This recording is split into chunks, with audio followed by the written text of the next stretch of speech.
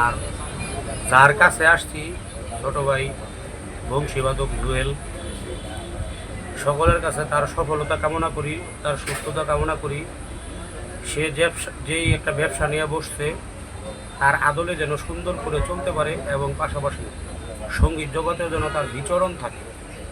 আমরা সেই দোয়াটা কাম্য করি, সেই দোয়াটা সকলের কাছেই আশা করি।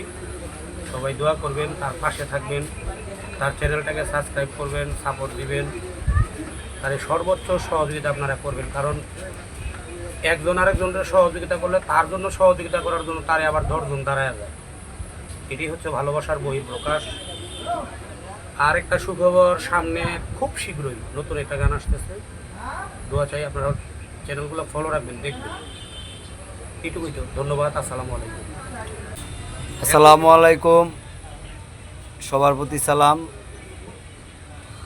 তো আমার বড় ভাই অন্ধ রাসেল নুরি ভাই অনেক সুনামধন্য ব্যক্তি আমার দৃষ্টিতে, আপনাদের দৃষ্টিতেও সুনামধন্য ব্যক্তি। ভাই আমার দিয়ে তাকান ভাই, সুজন মাতাহা ভাই বিগত অনেক দিন পরে আমার এই দোকানটা দেওয়ার পরে ভাই আজ অবধি আইসে না।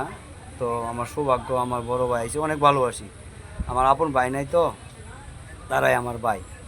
বিশেষ করে যারা বাউল জগতের লোক, সারা পৃথিবীর মুসলমানই মানুষ যারা, সবাই আমরা ভাই ভাই। কিন্তু এই সঙ্গীত জগতের কিছু ব্যক্তিবর্গ আছে যারা অনেক নামি দামি ভাই। আমার রাসেল নুরি ভাই খুবই ভালো মনের মানুষ, উদার মনের মানুষ। তার গুণকীর্তন বললে আমি শেষ করতে পারবো না। অনেক ভালো মনের মানুষ, আমি অনেক ভালোবাসি। বাইরে অনেক মিস করি, সময় সাপেক্ষে বাইরে সময় দিতে পারে না, আসতে পারে না। তো ভাই আপনি কিছু বলেন ভাই। আমি কি বলবো, আসলে সবার জন্য দোয়া করি।